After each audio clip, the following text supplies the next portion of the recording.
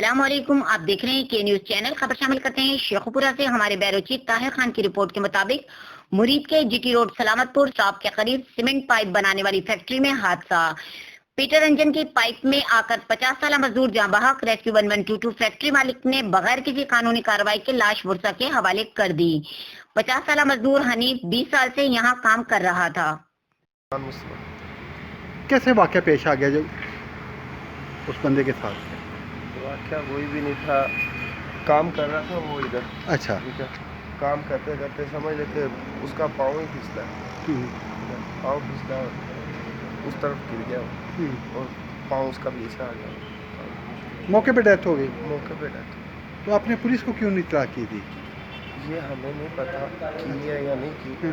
हमने 1122 पे कॉल की थी। अच्छा अच्छा। उनको बुलाया जल्दी। हमें ये था कि शायद वो बेहोश हो गया। अच्छा अच्छा। ठीक है, अभी इतना नहीं था पता।